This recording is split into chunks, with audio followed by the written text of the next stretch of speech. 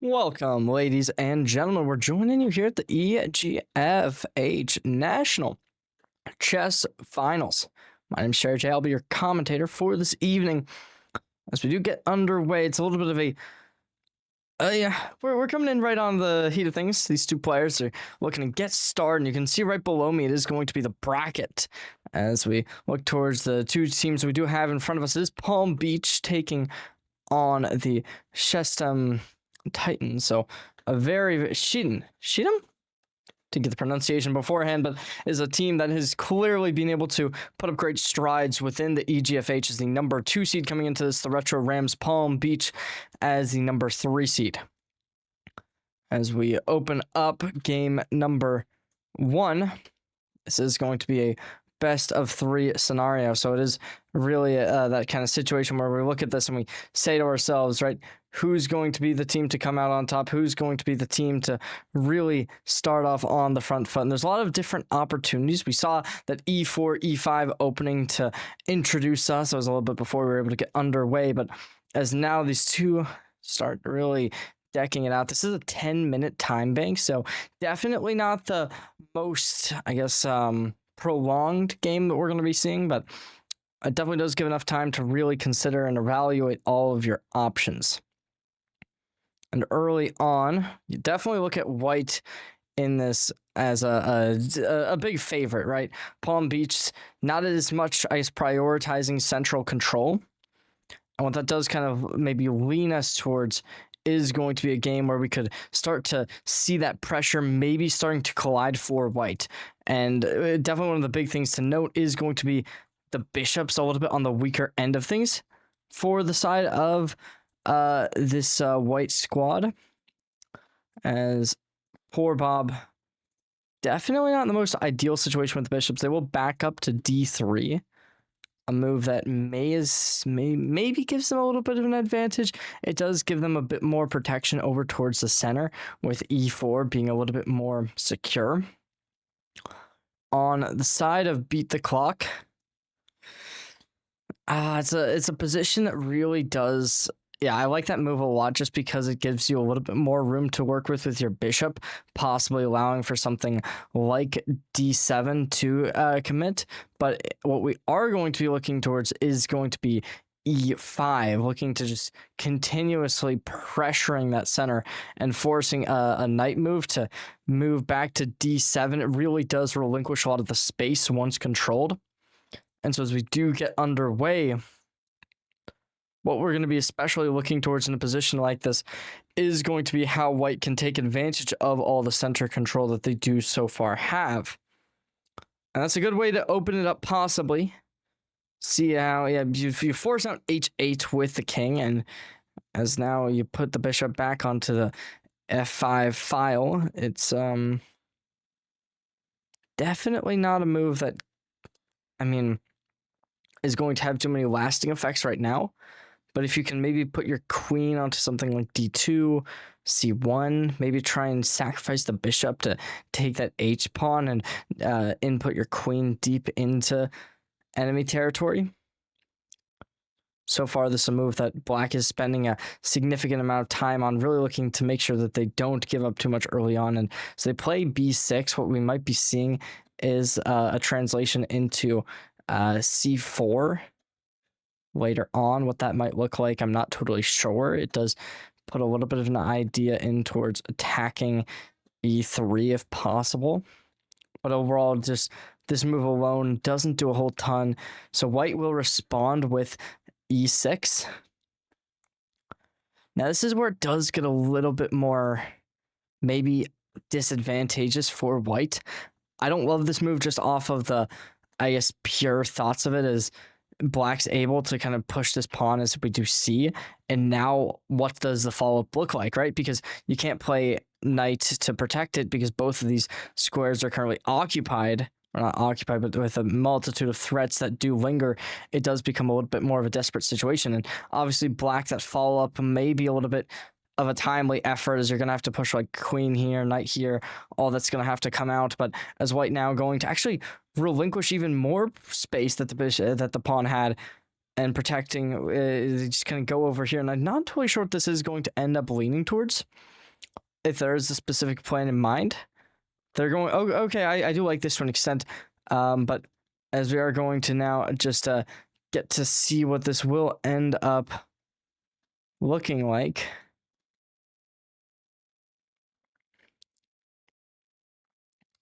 A little bit, I'm curious on what this might follow up with.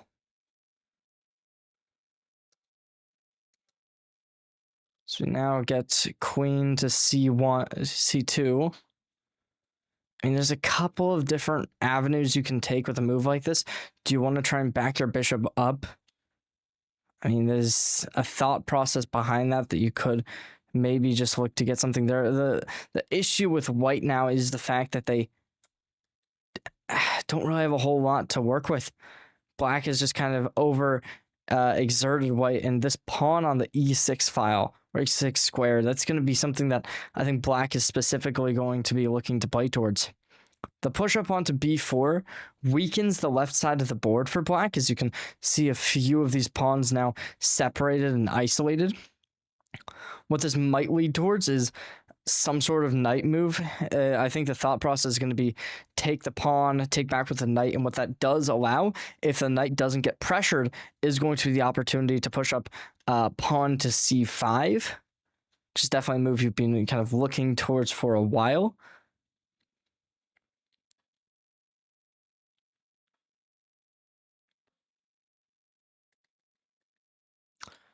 We are going to be getting queen to g6, and so yeah, we look at beat the clock, who is going to be really considering their options here. Now, I don't love the move, right? What I kind of would be more so expecting would have been something like knight to h4 instead of queen to g6, because now with the square occupied, you're no longer allowed to create this threat of a fork, putting the king and rook both in danger.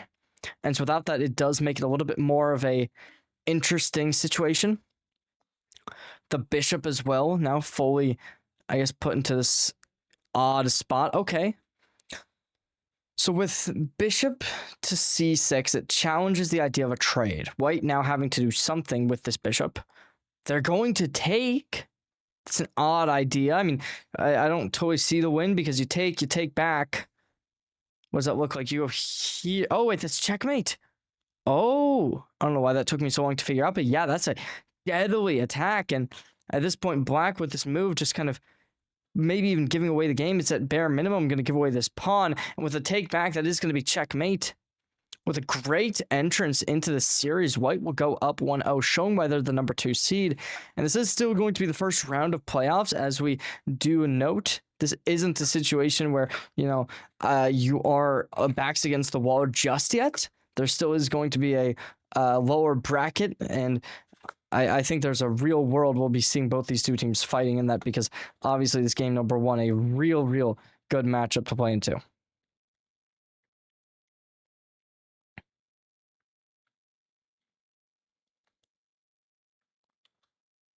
I think overall that e4 style that they did look to play into really was just such a good game to go through this, and we'll see what that is going to end up, I guess, following up with. I'm a little bit curious on that end, but we are just going to have to bide our time, see what they will end up putting into action. What definitely is a real opportunity, though, was that bishop move, right? Is now we are going to be seeing Palm Beach getting the color choice as well, as game number 1, because they were the higher seed. Beat the Clock was able to choose the white side of things, and now Palm Beach going to be electing white as well. So we'll see what that does end up looking like. I think there is a real world we'll be seeing the next players doing maybe even a game 3, as Chess Enjoyer, the player from Palm Beach, is going to be able to elect into taking white.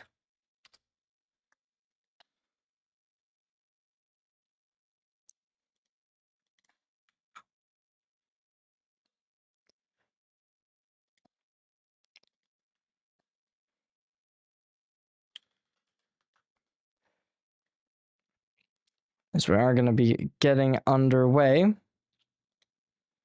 Something that we do definitely have to kind of consider is going to be, will we be getting the same, I guess, composition into this game, right? Obviously, now that Palm Beach will be able to take on the white pieces, it is a little bit of a curious position to be getting into.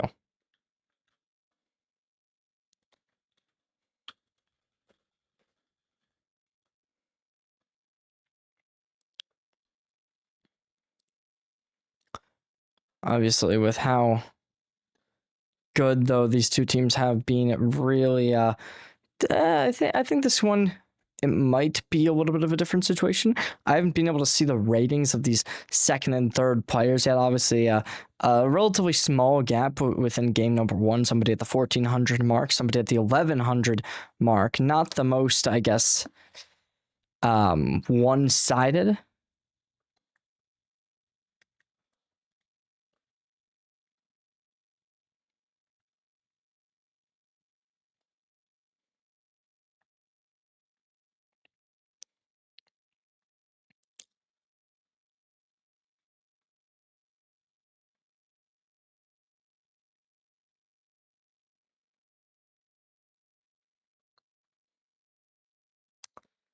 So now that we do end up getting underway, we'll see what this does end up looking like. I'm getting a little bit of a note now, though, that we are going to have to swap this up at least a little bit. And I suppose what this is going to be seen is a little bit of a slower game. And now what we do definitely note, right, is when you consider chess.com's friend requesting system, definitely not the easiest thing to play towards. And so we are going to have those technical difficulties happening ever so often.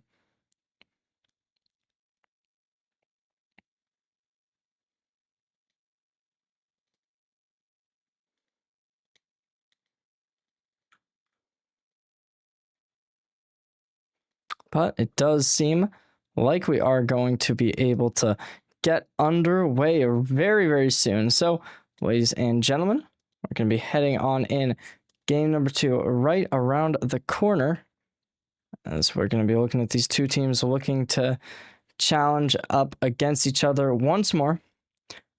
Already diving into the action, though. So we get underway. Let's see what this does end up looking like. Already a bit of an interesting start. It definitely does seem to be maybe a Queen's Gambit occurring. That does kind of, I mean, it's definitely an interesting opening. We do get to see actually that notation. Unfortunately, that's not going to be a part of your view, but what we saw was a B3 start. So taking a little bit of a passive approach from white to fianchetto the bishop.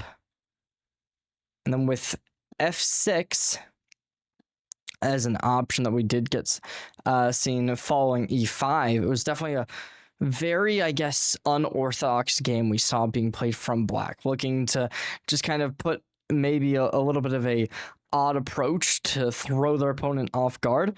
Now, what I kind of want to see here is going to be black looking for that take on to F3, right? When we look at B takes F3, that definitely does give you a little bit of a workaround to maybe even take this pawn that we did see settled onto D4 last turn. And so just to look at that, right? If you take back, take. I mean, you don't win anything in this type of position, but what you do get is a significant amount of the pieces taken off the board. And when you're playing black in a situation like this, you're traditionally looking to play for a draw the majority of the time rather than a win, because of the fact that black does initially start off with that disadvantage every turn. That, you know, you play a game because of the fact, you know, you start a little bit later. It's not the most ideal. But post that move, what we're seeing now after queen to d5, the follow-up onto d2 does give black the excess pawn because there's no longer the extra queen to fight for it. However, maybe not actually, because what this does allow is in case you do try and take this knight, it will be instantly taken back, and so you're still able to pressure onto this d4 square.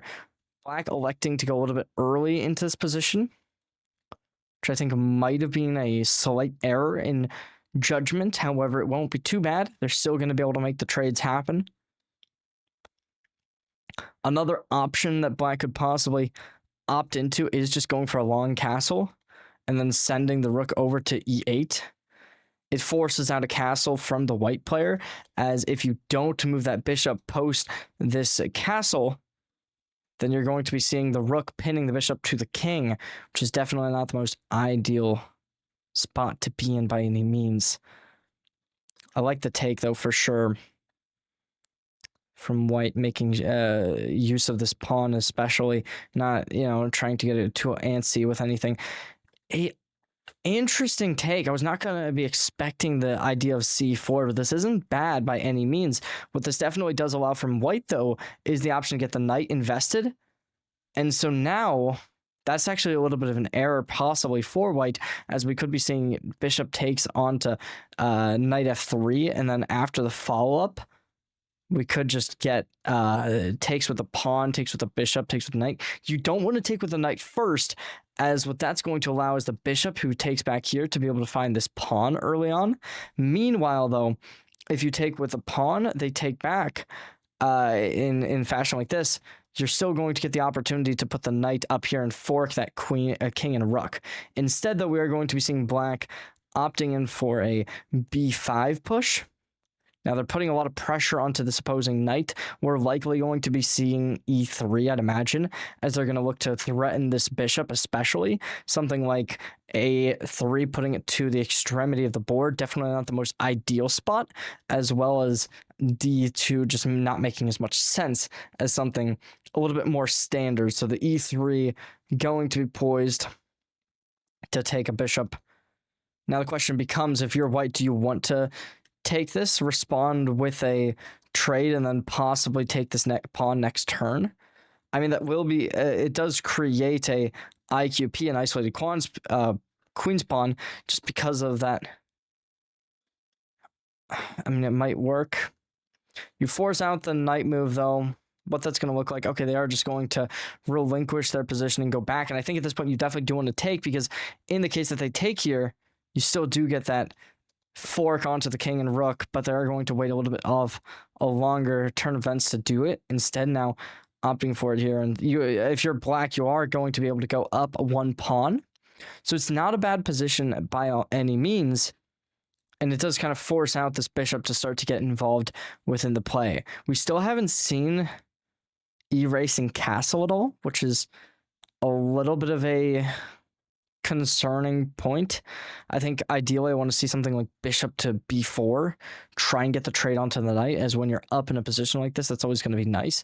But as of now, you're getting the trade back, and it's exactly what you're looking for from lanterns. They're going to look to make this one a little bit of a equalized game for the time being.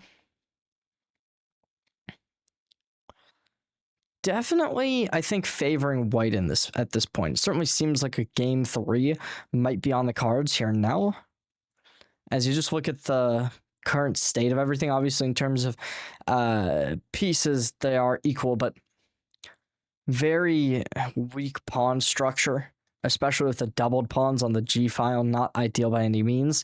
Your bishop still hasn't been able to get involved at all.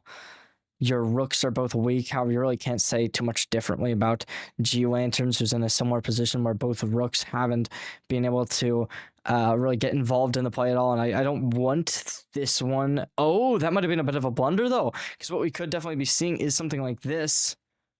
Maybe, yep, they're going to go for it. And so obviously, it's not going to be the end of the world. You still do get to go here or here. But if you want to trade early, play for a knight for a bishop, obviously that's not like the best case scenario, especially in a position like this, but that might be the end all be all for black to just try and play and trade down. I'm also looking at something like rook b8. Okay, instead looking to start to build up a little bit of defense around the bishop, give them something to, I guess, hold with. Not totally sure on the idea behind this move. I mean, it does set up for a7, but I don't know how good that's gonna be. it kind of does give a little bit of a thought process of here, but there's still the bishop to defend as well. So we'll see what that does look like overall. I think you can't really play rook here because it still creates this, which is why I did like this bishop b4 move so much.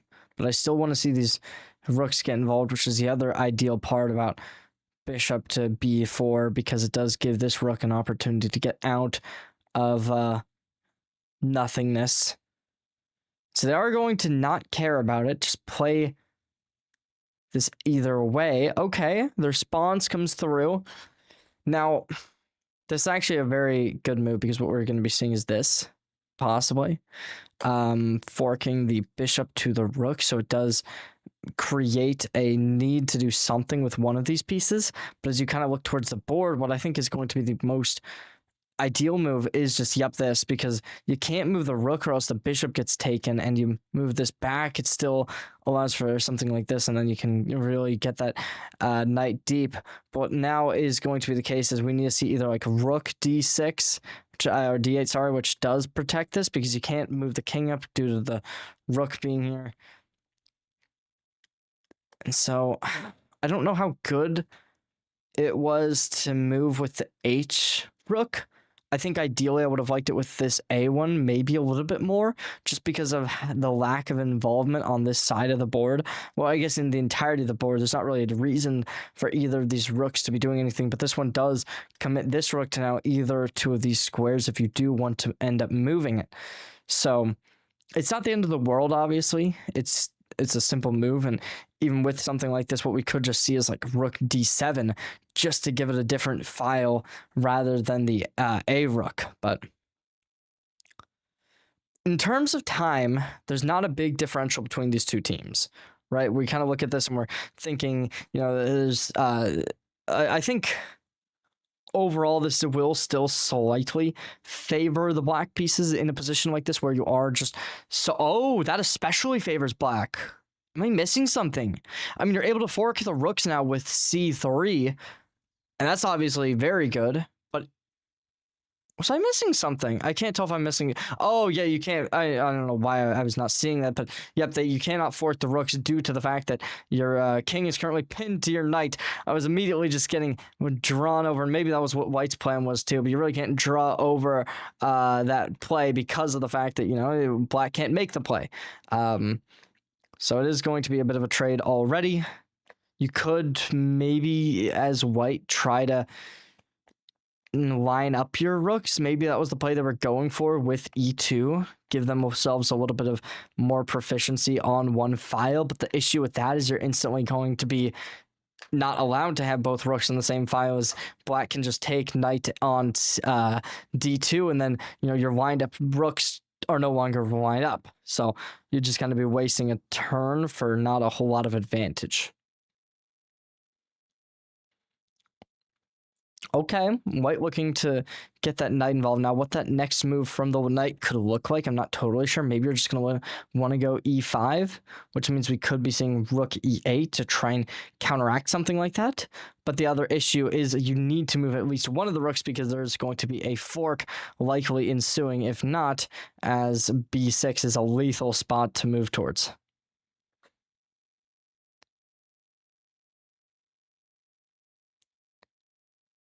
Now we are going to be getting a bit more of a passive move.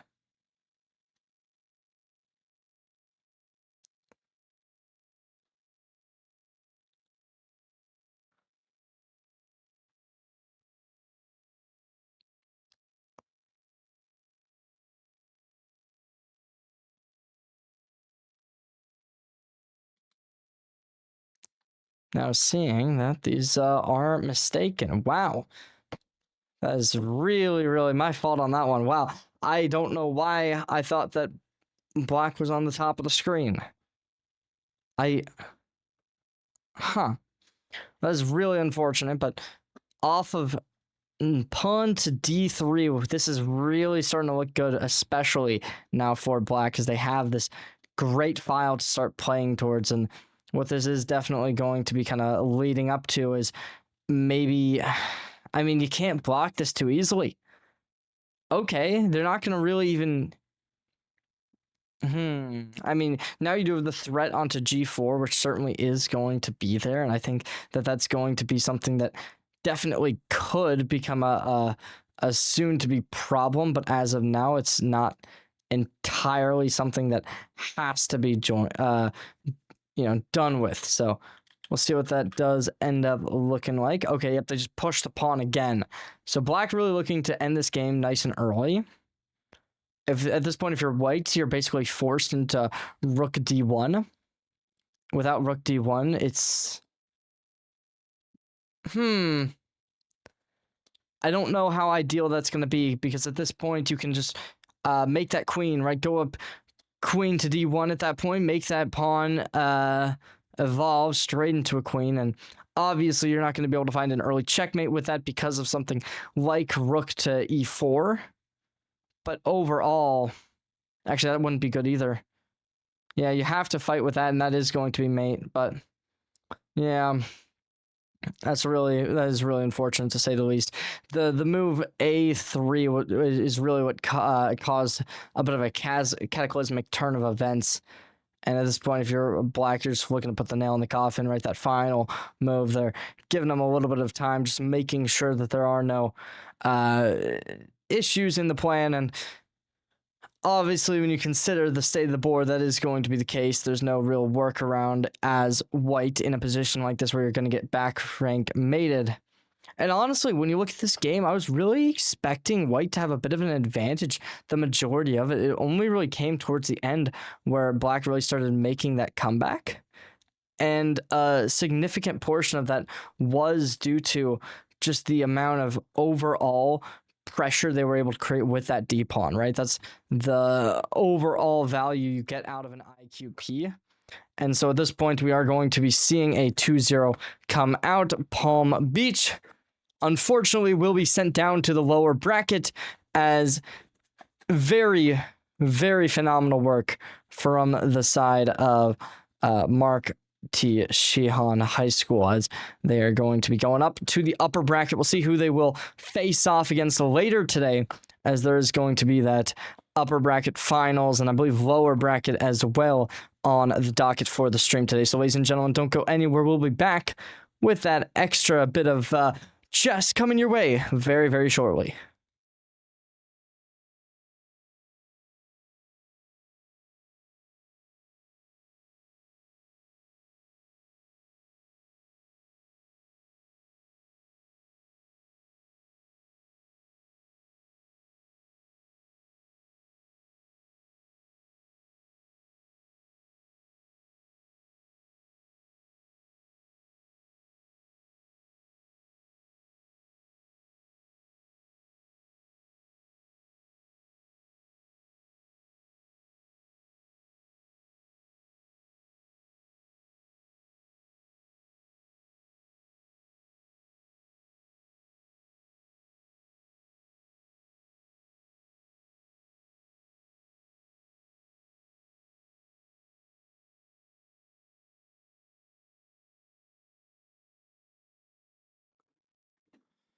Well, ladies and gentlemen, we're joining you once more for our EGFH Chess Championship. Unfortunately, bracket not updated, but we are in that upper bracket final. So, Game Buster taking on Poor Bob. We saw Poor Bob in game number 1 having a real good performance, and we're seeing a very similar game now. It is a bit different with how we're kind of operating this. Instead of that E4, E5 position that we did see in Poor Bob's first game, it is going to be a little bit more towards the interesting situation where we're going to be getting a bit more onto that, I guess, D4, D5, which is, I mean, it is still relatively standard, but one of the differences that you do get in a position like this is going to be the more, I guess, opened up game, right? A little bit less likely to get that one-sided matchup, and that is definitely going to be the case, as we're so far, I mean, we're 8 moves in, neither player getting a massive advantage. Poor Bob at this point playing d6 to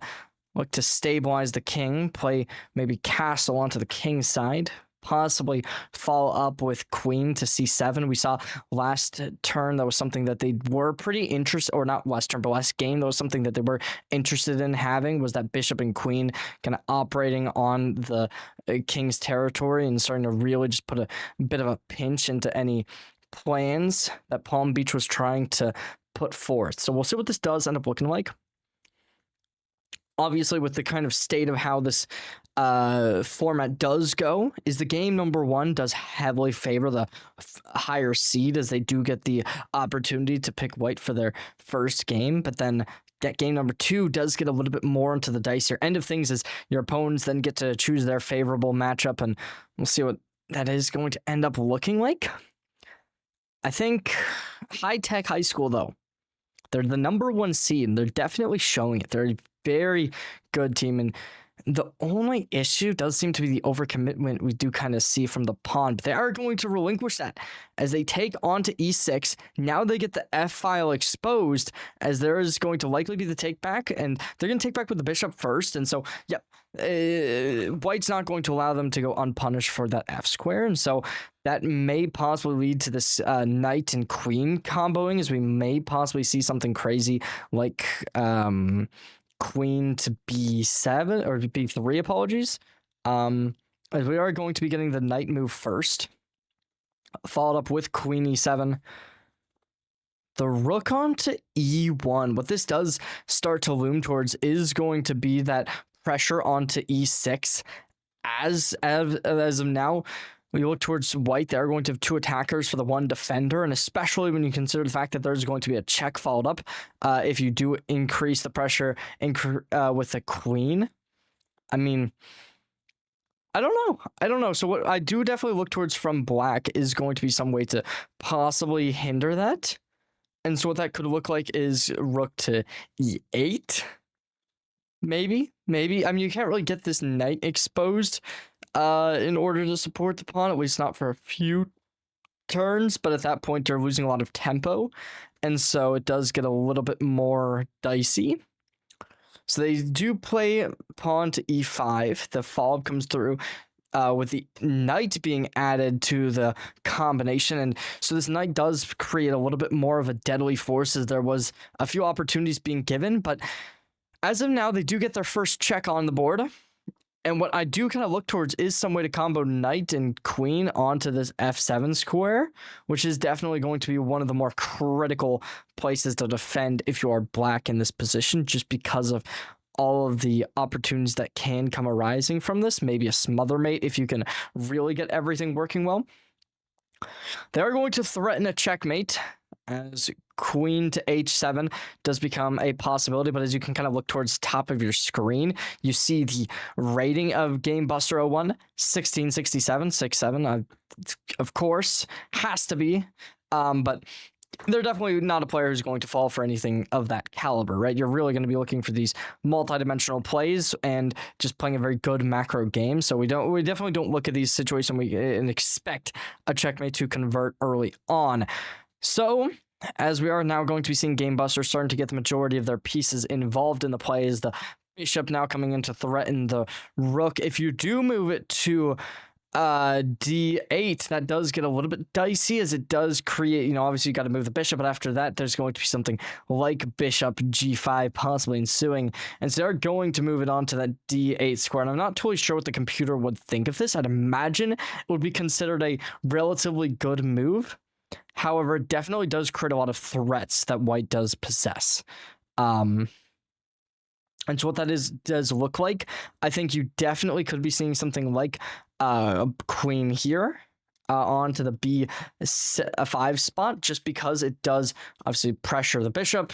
It pressures onto b7. There's a lot of threats that does give away, but instead they are going to go down, play for queen to g3. I don't totally understand the meaning behind this. What we could definitely be seeing is something like the e5 square being threatened. Maybe there's going to be a plan to get the rook involved somehow, and I mean there's definitely going to be a world. Obviously, you take here, Now you're going to be having the rook exposed to the pawn as well as the queen. So there's going to be 2 attackers for the 1.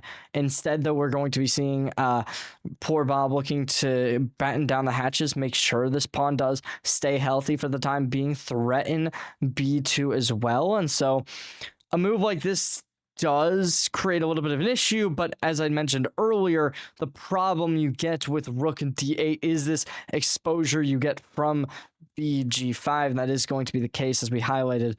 And now with the knight still protecting it, it does seem like Game Buster has this game possibly done and dusted. This is a player who, I mean, from what we saw, can more likely than not play from disadvantages. And now on paper, the move Queen F8 does look good because of its combination with BD4 and the threat it creates onto F2. But obviously, you still have the knight here, you have the queen here. So many things to start protecting this square despite the aggressive play that we do see poor Bob trying to enact.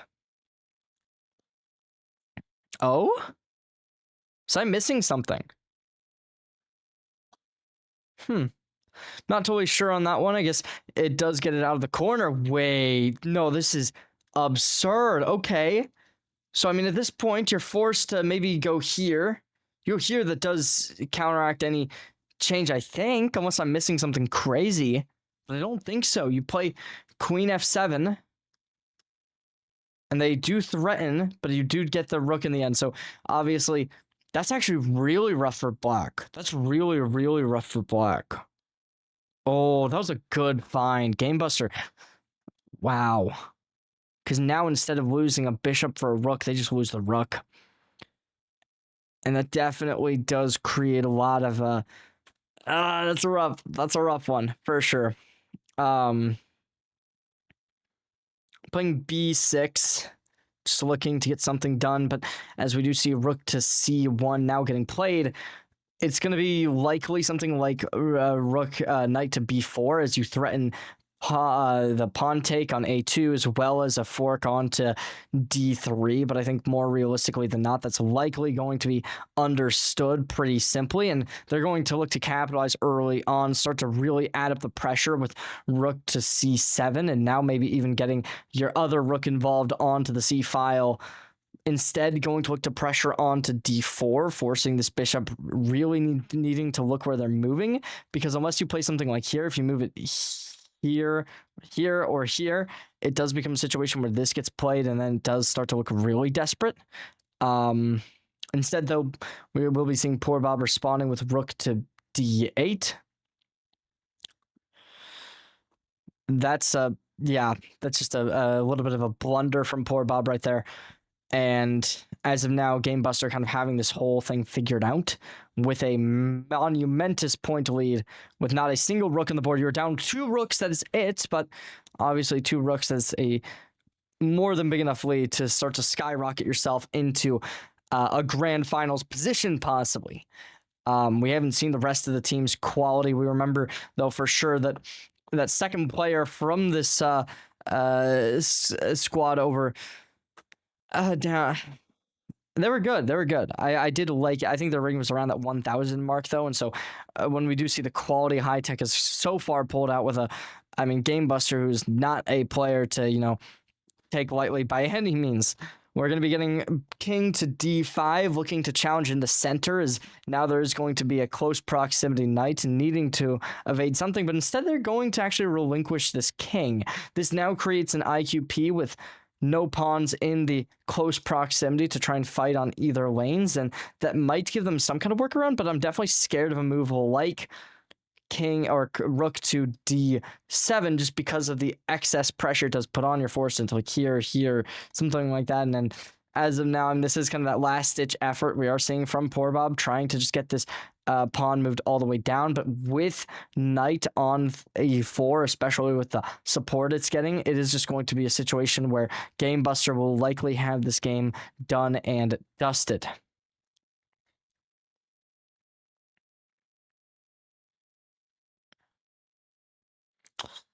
So we are seeing this king completely flipping the script at this point, putting themselves on the opposite side of the board, looking to just get this pawn as far as possible. And with now, I mean, your moves have been completely limited. And actually, the pre-move comes out from the rook down onto e7, putting them in checkmate. That is going to be game number 1, found out very, very swiftly. And with a quick game like that, it really does showcase the potency that does come out of a team like the Sheehan roster, high-tech roster Sheehan. Unfortunately, despite a monumentous game number 1, they are going to be now on the back foot. We'll see what that does look like, though, as we're going to be getting underway with game number 2 very, very shortly.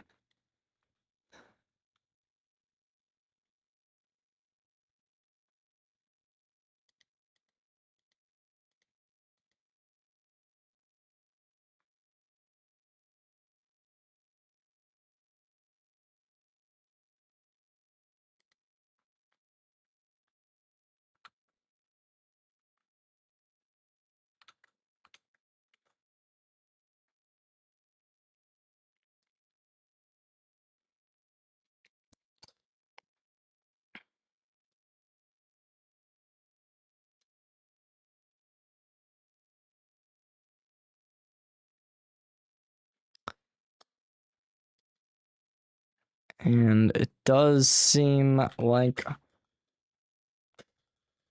we are going to be getting into this game very shortly, so players going to be getting ready. Hopefully we'll be able to see what is going on.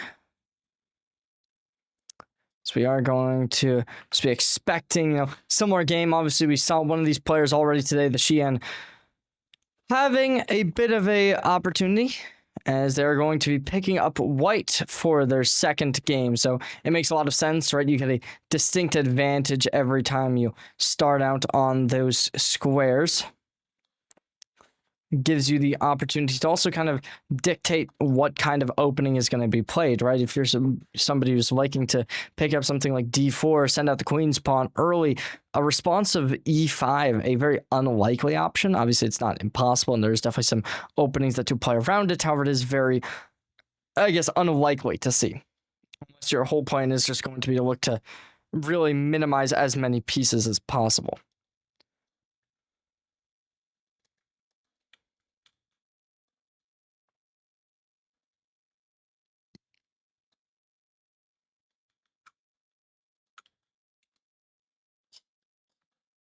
We're now going to be getting underway already, straight into the action. And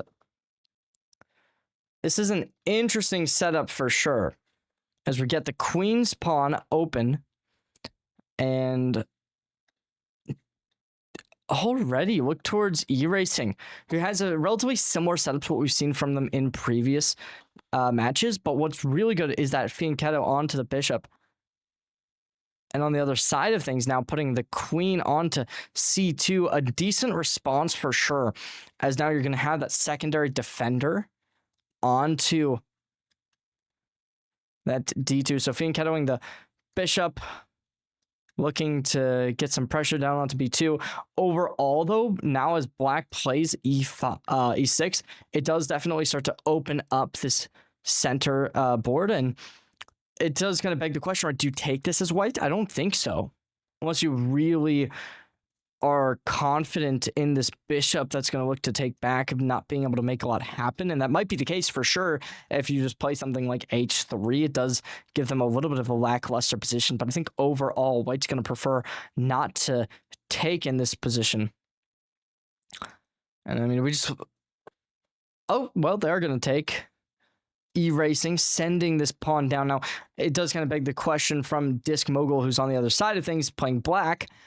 What does that look like, right? I mean, if you're on this squad, right, what's going to be this response? And I think overall, there's definitely going to be a lot of options you could go for. So they do take with the bishop and responding with a knight in kind. So what that's going to end up coming back with is E-Racing. I mean, I kind of want to see g5 possibly, knight g5, just to like get that bishop possibly off the board ASAP, maybe h3 as well.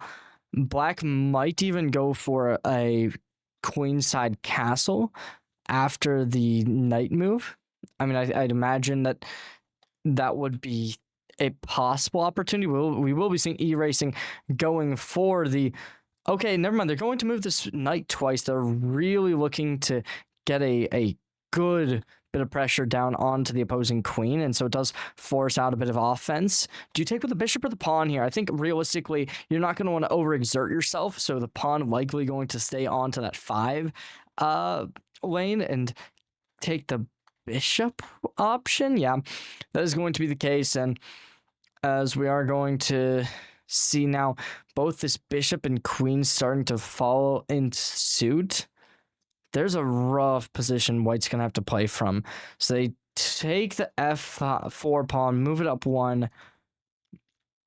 What the likely play is going to be is just to take this and then take back. Maybe take here, take here, take here. You go up a pawn as if you are black. Now, the issue with this is going to be the fact that your king is still exposed pretty heavily, and so what white is trying to do in a position like that is just try and get that queen down onto something like e2, more likely than not. It is going to be black conceding, though. So I think at this point, taking onto g6 might be the ideal play. This pawn is really weak. But instead, we are going to be seeing bishop to d3. Overall, you could take and double up the pawns. Have 2 pawns on the c file wouldn't be great, but that does definitely open up b1 as an option for your rook, and that definitely could be highlighting something like taking on to b7 in a future move. So we'll be seeing Disc Mogul castling queenside, a little bit of an unorthodox play. You traditionally do tend to see players going for that kingside castle. However, this definitely isn't the end of the world by any means. With knight to d5, they create an outpost for this knight, unable to be attacked by either pawn side. And it also definitely does start to really give a few avenues for this rook to, or not rook, this knight to start traveling, right? It disconnects the option of knight to e7 or knight to f6, as well as following through on a lack of, I guess, queen movements, as you're no longer able to go here. Well, I guess you could go here this turn, but you can't move that knight then, because then if you move the knight, then we'll be seeing this fall up onto e7. So they are going to end up playing this, but as, I mean, you know what we could see? Just like bishop down here, try and really just spread Disc Mogul thin. And I mean, realistically, they're not going to fall for anything of that caliber, but it could be a nice move just to start to send that, I guess, proclamation of, yeah, I'm going to come barreling down, you better be ready. I think getting the bishop involved maybe here as well would be a decent play, as it is going to force the rook move likely here just to make sure knight to e7 doesn't become a threat, but obviously you do get your bishop involved, so it isn't going to be a bad move by any means. It is hard to really determine which side is in a winning position in this game. I'd say just because of the fact that you look at black, their lack of, I guess, piece development is there. Neither rook has moved. Bishop is stuck between a rock and a hard place, as was a knight, who, yes, there is avenues to travel. In future moves, right now, it's like, this is it. You can only move here, and if you move here, then it becomes really, really rough. So they are going to end up going towards h6, opting for something like this. I mean, it is a scary move. It's scary for sure, because all this really requires is a little bit of extra tempo from white, somehow being able to discover that, for this knight to be able to take this as soon as you can move your queen out of the way, start attacking something else. Maybe move your king here. You move the king here. This is already like a good move, because it gives your king a little bit more protection. And then beyond that, it also takes away the fork that was once a precedent that you had to deal with.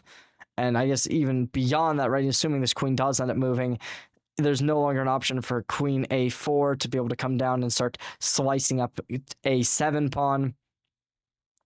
And so this does make a lot of sense to move on to e8 just to, for one, develop the rook a little bit, right? Start attacking this line where the king does still play on, but as well as that it forces the bishop to move as the knight is about to come in. So white losing a little bit of tempo on this move for sure. And I think at this point, if I'm black, I might just be saying, yep, let's take this pawn, because then you move the knight into play. You can get this rook out here, and that's already threatening this. And yep, they're going to end up doing it. Obviously, the queen protecting g2 makes this not as harmful as it could possibly be, but it definitely is still a little bit of a awkward position for white to be in, as they can't take back, and so you're down a pawn for sure, and you might just be down 2 as well. Yeah, you're not down 2 just yet, because you can take back, and obviously you can't take back here because you're going to be taking down a queen. So it really isn't the worst case, but you're still down a pawn, which is rough to say the least. Now we'll see what this looks like, because white having a really good position to say the least. We see something like knight to e8. That becomes lethal, as you're threatening bishop takes, and you're forced to move the king or take the knight. And so that definitely is not something you're going to want to deal with by any means.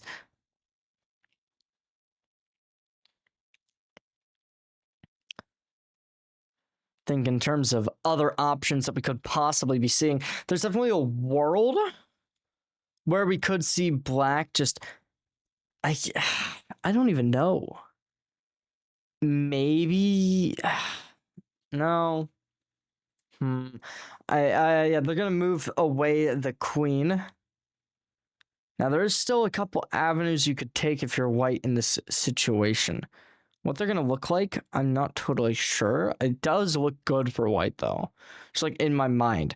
I don't know how to describe it, but I mean, you have this pawn who's relatively weak, only being defended by the queen at this point, and overall not a whole ton of strengths to go against it.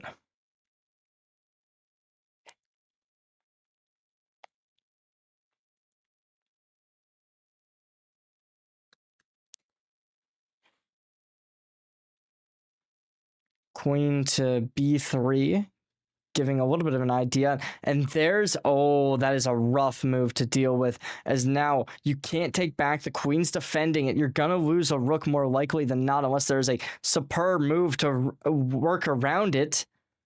And that might be it, possibly. You threaten this king, possibly getting something underway. We'll see what it does end up turning into. You have to move the king to b8. Anything else starts to lose for sure. Where do you go next, though? Right? I mean, it's not looking ideal for white still in a position like this.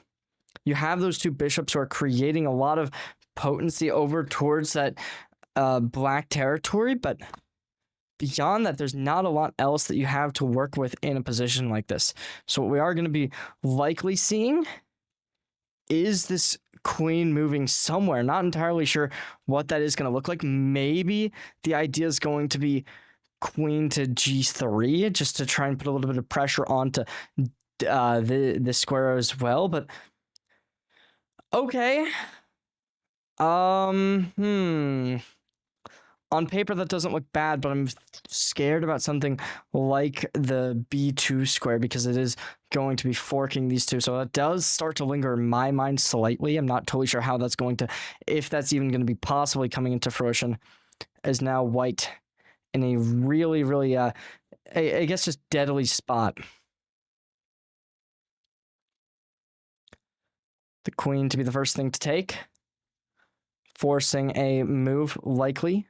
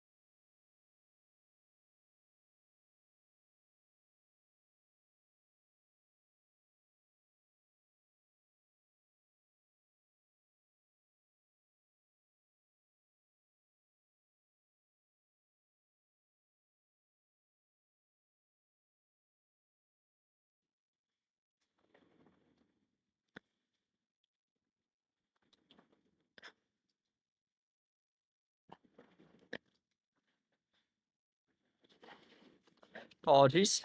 A little bit of an issue right at the end of that one, and nose is not doing the best, so hopefully I'll be able to get that resolved. Back up into the middle of this, though, and unfortunate turn of events for sure happening on E-Racing's side, as now that rook is going to be exposed for the taking. And with the queen to d5 getting placed up, it is definitely not the ideal situation, opting to not take the rook just yet, but they do still get that angle if they do end up opting into it. You're going to want to do that sooner rather than later if you do end up taking it, as if you allow that queen to start to gather a little bit of pressure, it does get difficult. Instead, though, opting to move out the knight to F6, and with the queen back over, taking its stance onto C6. They're fighting for the A4 queen on the other side of things, taking it against. And as of now, it isn't looking terrible for E-Racing, but it isn't ideal. You're down 11 points. You're going to need a real miracle to come back into a game of this. And as of now, your king is stuck against the wall. How are you going to be able to win out, though? That'll be the question, because after something like A4, I was going to say after something like A4, it is starting to give off a little bit of like a this could possibly tie energy, but you still do have a king to A6 that will prolong this game ever so much longer. But as we are going to be seeing, that is going to be game, and that is going to be the upper finals cleared. So High Tech High School going up. They'll be in the upper finals. We'll be down to the lower bracket now, so we'll be back very, very soon.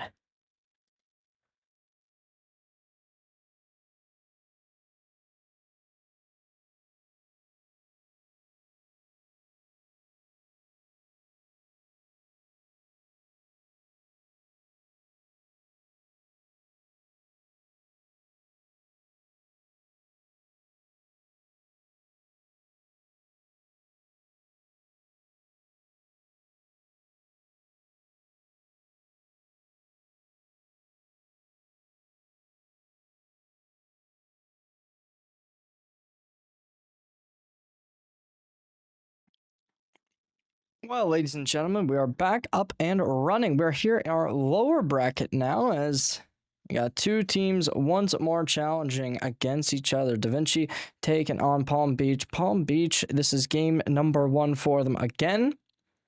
So what this does end up looking like is already a little bit deep into game number 1, as you can kind of see on the board.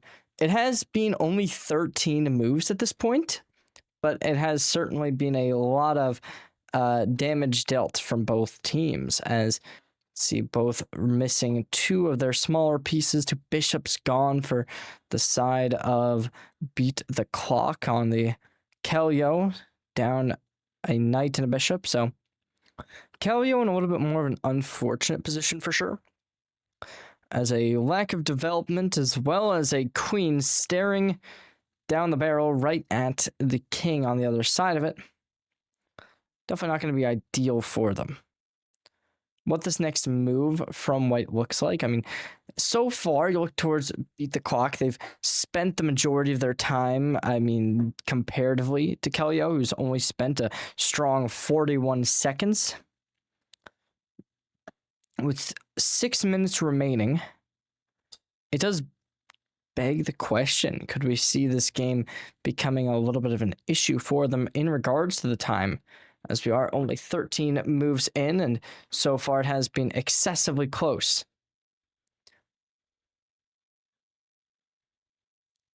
With few possibilities already possibly getting navigated, definitely going to be looking at a castle possibly being a pretty standard move, right? I feel like both are, at least when we kind of consider the games we've had today, it has been a lot of players kind of really taking castling as a backseat option, not really going for it as soon as maybe it would have been, and it hasn't really been punished. So what this game will kind of look towards in my mind is, will we be seeing that getting a little bit on the punished end? I mean, it certainly does feel as if Beat the Clock is going to have a little bit of a rough time dealing with the time. But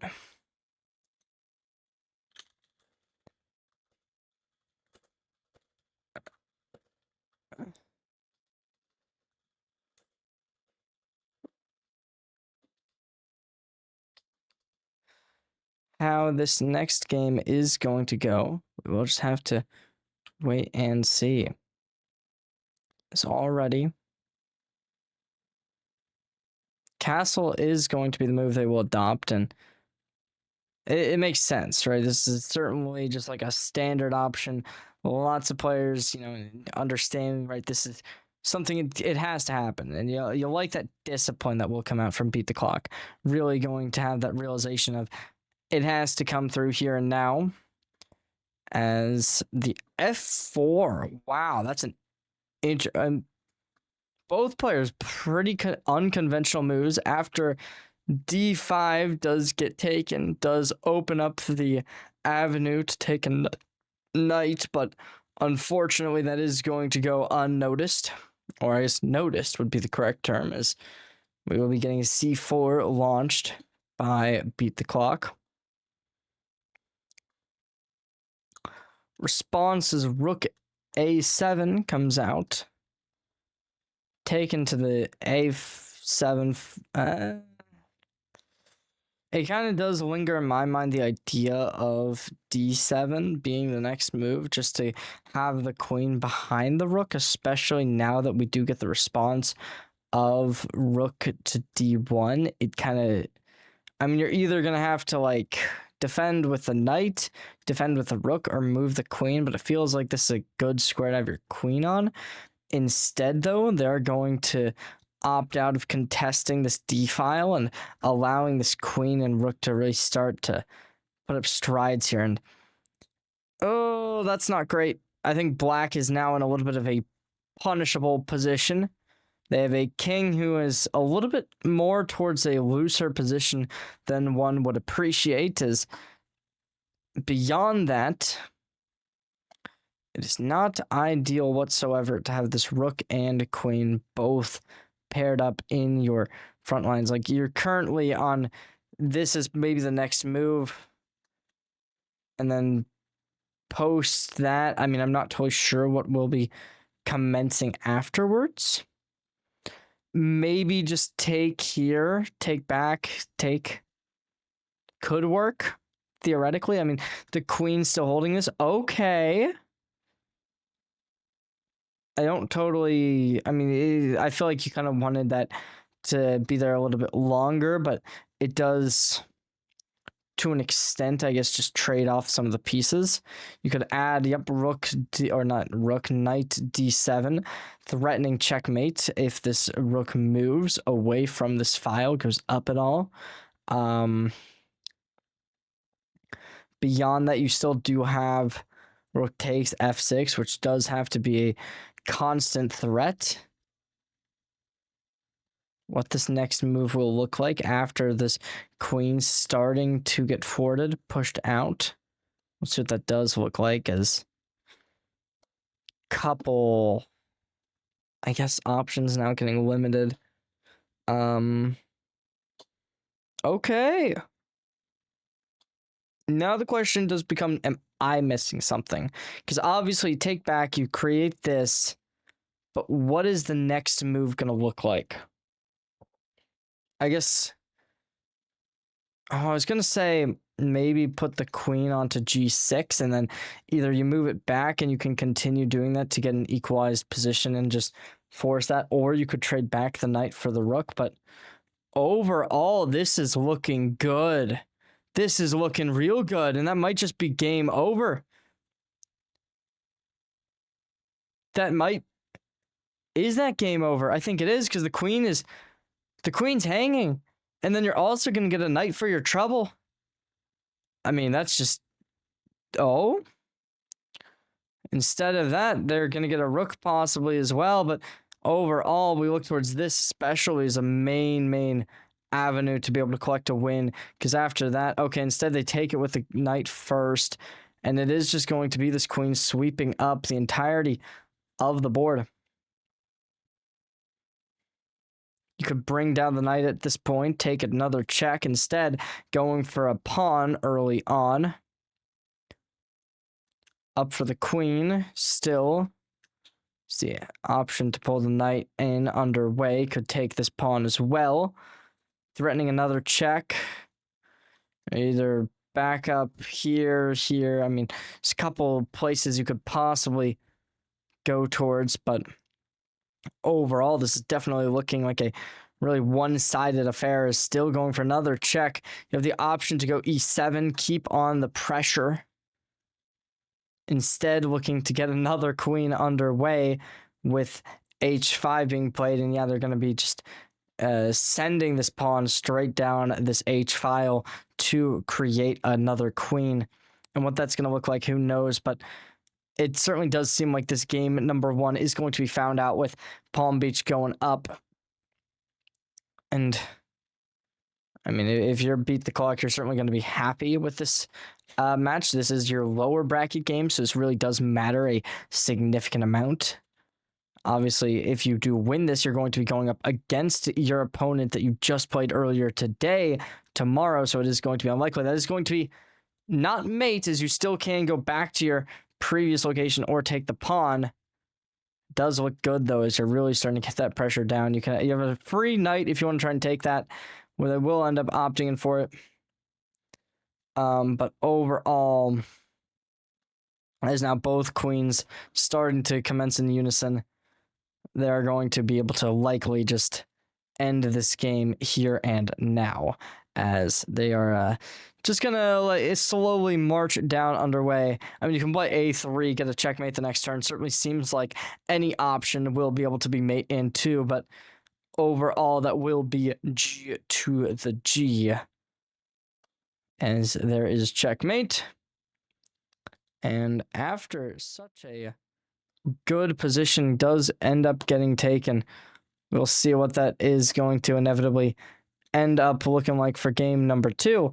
But this game number one, certainly a very one-sided affair, as towards the end of things, after we saw just a brilliant play coming out, I mean, you really don't get to see that too often, but what we did see was a very nicely highlighted game.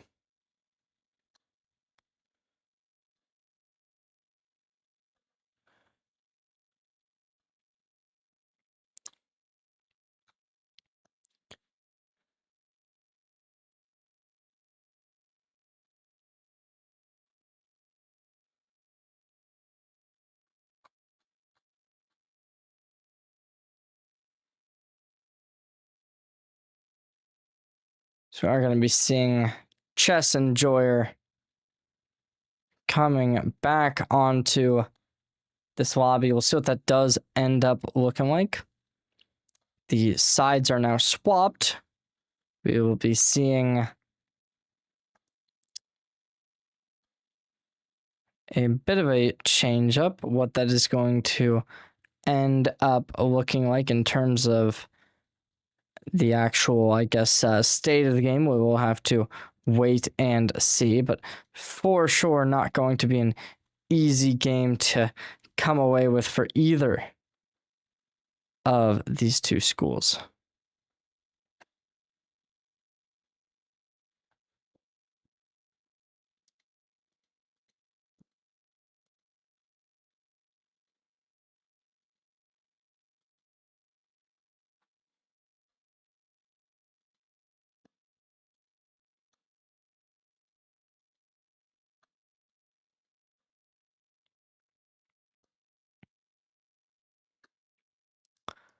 Definitely, though, I mean,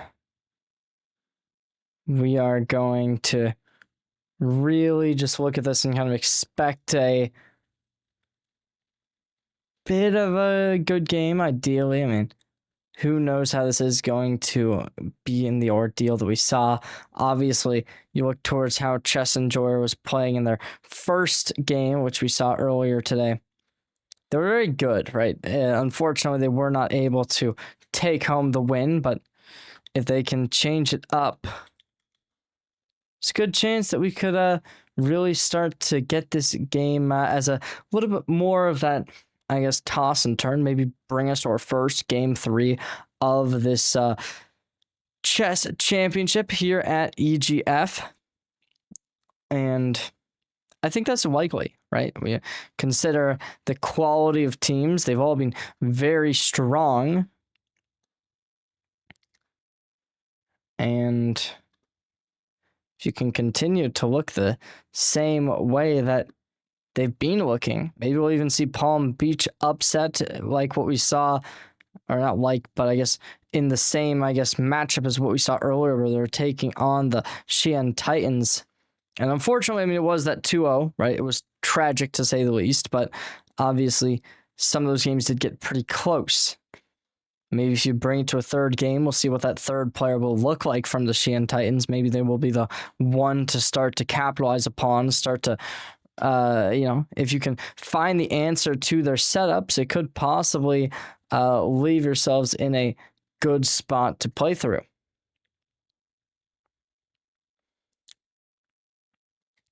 Still, though, just waiting for that next game to commence. Going to go to a short little break, and we'll be back with the next game ASAP.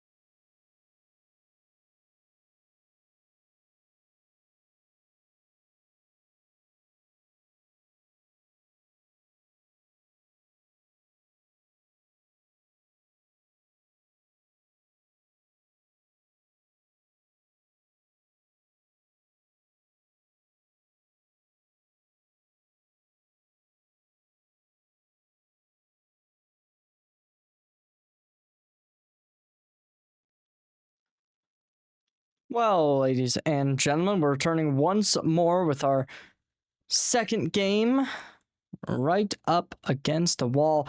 We are already saw Palm Beach taking game number 1 in pretty dominant fashion. We'll see whether or not they are going to be able to continue that same level of dominance as we do head on in. Game number 2 right upon us. We are going to be seeing the Sicilian defense as our first, I guess as our opening. E4 followed by C5. An interesting turn of events as we did see a little bit of a different line comparatively towards the normal, where you got C6 rather than something such as D6, but definitely not bad by any means. As of now, though, getting a little bit of pressure. Okay. Not totally sure on the logic behind that one, but we are going to be seeing E5 being played, taken back by knight from C6. And at this point, you're threatening the knight on E3. You're also threatening B2. Lots of threats in this lobby currently. And you could also get the doubled pawns if you want. Take on, obviously, you can take on to knight E3, then go up towards C3. There's a lot of different threats, lots of different avenues you can take towards. But we'll see what Geolanterns will end up opting in for. Instead, going to take out the, I guess, line of sight that the bishop did have that gives away a knight early on. You could maybe try and play D6, create a little bit of an attack down towards the knight, force them back into their original occupancy. Maybe work in towards D5, takes a little bit towards the center. This is a hanging knight from both of these two avenues, and it will be capitalized upon, as you do still have a chance to maybe play something like D5, threaten it with the bishop. Threaten the knight as well. Instead, opting to castle early, not a bad choice by any means. Castling, a very fundamental part of chess. Could possibly bring the queen over this way, have both of these two starting to create a bit of a threat. Maybe add up this pawn as well to start angling towards the bishop. Instead, opting in towards F6. As the bishop now running away, putting even more pressure down onto the knight. And honestly, that's a hanging knight because of this move. Great thinking from Geolanterns to push this pawn to get a free knight out of the way. And that does put them, at least to a certain extent, back into this game. It isn't ideal, obviously, but they're no longer in a very losing position. I still would like to see possibly queen here, instead going to start pressuring the B2 square. Not a bad choice by any means. It'll likely be resulting in something like the queen going up. Never mind hanging the knight. This also does create a fork to take a rook and bring Geolanterns back into this game. Will Geolanterns find this knight attack? Yes, they will. Now the response has become the bishop, so it is going to be a rook for a bishop trade as well as a free one. So Geolanterns, despite being down a significant amount of material earlier, they will be able to bring this one back into favor. And you look towards the current state of things. Q-Seta kind of dropping the ball on that last bit of the game. And I mean, I think in an ideal world, right, you're going to want to really start pressing the attack, as so far Q-Seta unable to get this castling done, and so maybe this could result in something like F6 with a rook and then bring it over to E6 maybe if you get a little bit of an extra tempo and white plays a move that doesn't really bring them too much defensive holding. Beyond that, maybe you play queen to E6 immediately, followed up with like B7, bring the bishop in, something like, well, I guess not that because the bishop is here, but there's a couple of thoughts that I'm having. Maybe push D5 and then try and get D4 as well if you're allowed to before the king does move. That way you can pin this bishop to the king and take it with a pawn. There's a lot of different, I guess, positions you could go for. They are going to end up hanging this rook. As you can see, the bishop does have a free way of getting into this. And beyond that, I mean, if this does go unseen, I like the move for sure. And even if this is detected, what we could certainly see is just d5 looking to block off the exit routes from the bishop, and then just pull the your own bishop up to a6. That way you can take it with a rook. They aren't going to be able to do anything about this hanging rook, though, and as of now, you still are going to have a little bit of grace left, and they're extending you that olive branch. We'll see if G Lanterns will take it, will end up taking it, and alrighty, the bishop now creating a major threat for this queen. Unfortunately, no checks to be found, but you could always just put the bishop right here, threaten the rook again. That actually becomes a completely taken rook. So yeah, I mean, that's a move. I think this was maybe one of the better options that you did have. You needed to do something to protect this, but I don't know how feasible that's going to be. Now that white takes that, though, I do believe that black's issues that they did kind of allow to be conceded no longer going to be a major threat. Never mind, they still are. I wasn't really detecting this one, but yeah, this is a big threat that you do create. This, though, is going to be maybe even a little bit better, right? Because what this does do is it does create a little bit of an issue for white, right? How do you want to approach this? And I don't love that actually still, because I don't think you're going to want to take. If you're black, you're not going to want to take up here. Okay, well, a white is going to be able to get a free checkmate, which is unfortunate to say the least, and that is going to put Cusetta into the driver's seat. So what this does mean is I believe that that is going to be 1-1, our first 1-1 series of the day.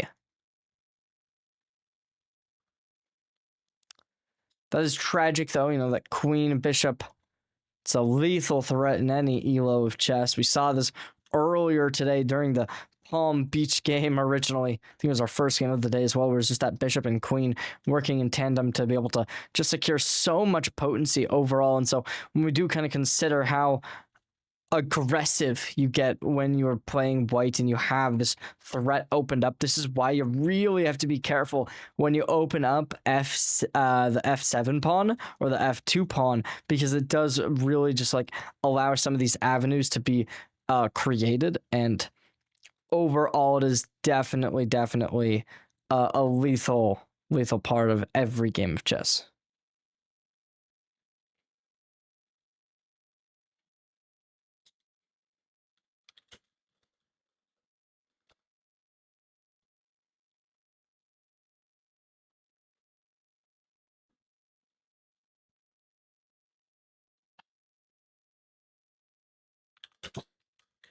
Well, yeah, so I was correct. I wasn't totally sure because nobody was saying anything in the chat, but we are going to be going to a game number 3. So it is a still continued game. We'll see who is going to be able to go to the distance, and we'll get that right underway after this short break. So ladies and gentlemen, don't go anywhere. We'll be seeing you all very, very shortly.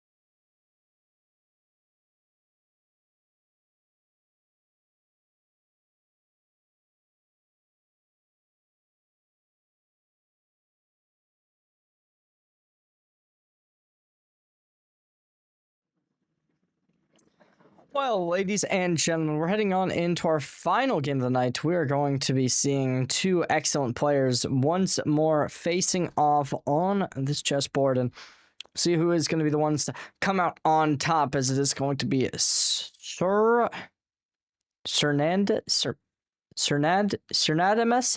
something like that, versus Esno Signal.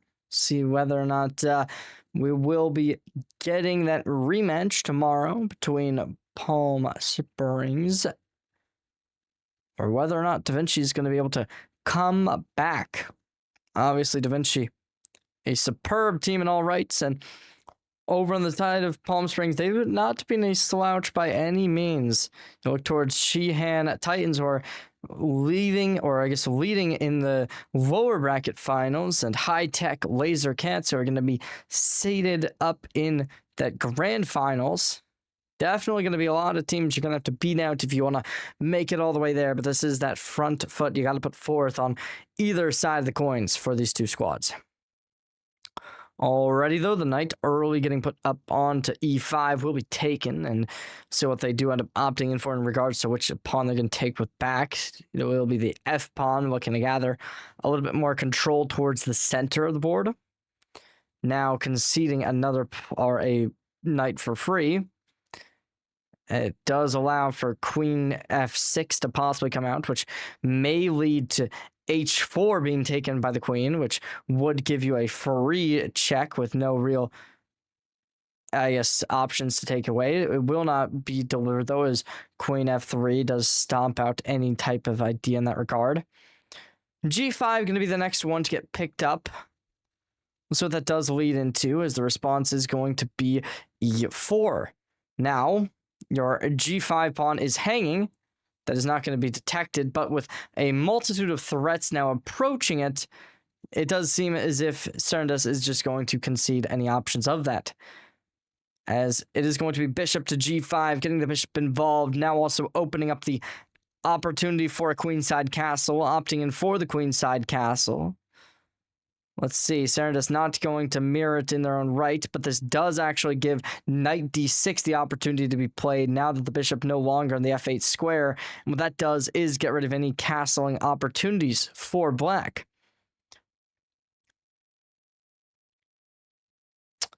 No signal, certainly looking good in this game, and as of now, with that knight being picked up in that position, they're going to get a free pawn if they do so choose.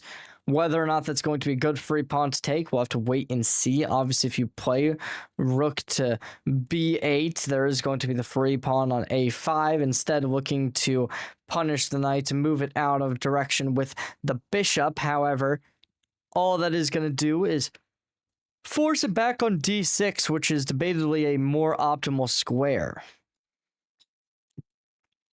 Challenging to trade bishops, a6 for f1, no signal, likely going to want to accept that trade, as when you are up pieces in chess, you're traditionally looking to continue keeping those pieces alive.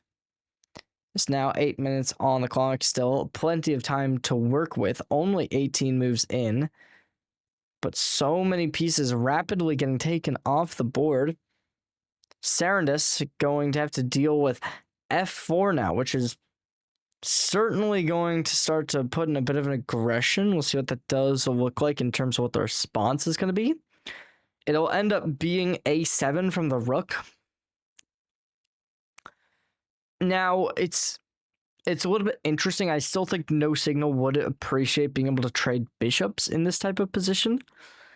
I would have assumed at least one of the players would have, but neither really opted in for that just yet. You could possibly go for like rook to g1 though. I think that would be a feasible choice if you're white in this position, just because of the fact that you do still get a little bit of extra pressure onto the bishop on g7. Beyond that, I do tend to like the idea of just playing king to b1 just to be on the safe side. Instead, it'll be another free piece to be conceded. A multitude of moves just getting quickly dispersed. Back over to d6 goes the knight, constantly coming back to this original placement. Having a threat over towards f5 as well. Not going to protect that by any means, but as of now, the free knight to be, or free bishop to be taken, apologies, and no signal back up to plus 11. Now, you could threaten checkmate if you're no signal by playing rook to e1, followed up by rook e8. Whether or not they're going to end up opting in for that, we'll have to wait and see, but it still does become an option as rook to h7 does get played. So I think this is definitely a feasible move. Instead, they'll take another free pawn. Could go for a bishop as well. Let's see whether or not they're going to end up opting in for it. Likely going to try it, one would have to imagine, as that also does give you the follow-up to that pawn in some aspects. You can also take the rook for free. However, that will not be the case. I was going to say, you move bishop to h6 instead of f6. It does give you that little bit of a, I guess, easy way of getting the rook. And as of now, so you got the bishop, or you get the rook pinning the bishop to the king. So if you want to try and navigate through this, there might even be a checkmate to occur soon, depending on what these next moves do end up looking like. As you got a few bishops still in the mix of it, as your bishop is now threatened by the rook on the opposite side of the board. And with another threat being placed onto, this time, the opposite color bishop. I'd like to see the rook on d1 get involved, and that is going to be the case as they move that over. Bishop now getting threatened on either side of things. Both your e5 and c4 bishop getting attacked. However, the rook will get taken. So we're going to be getting h4 followed up by h8 from the bishop. You are now forced into a total of 2 different options regarding what moves you're allowed to make. d8 and d7. Black will elect to take d7 instead of d8, now playing rook f7 to cut off the entirety of the 7th line, and that is going to be mate in 1 available. That will do it. We're going to be getting Palm Beach up to the grand final, or not grand finals, the lower bracket finals for their rematch. They are now going to be facing off against the Sheehan Titans tomorrow. We'll see whether or not they're going to be able to make it up to the grand finals, take on High Tech Laser Cats in that grand finals, but as that is going to be approaching on Saturday, we'll see y'all then. Peace out.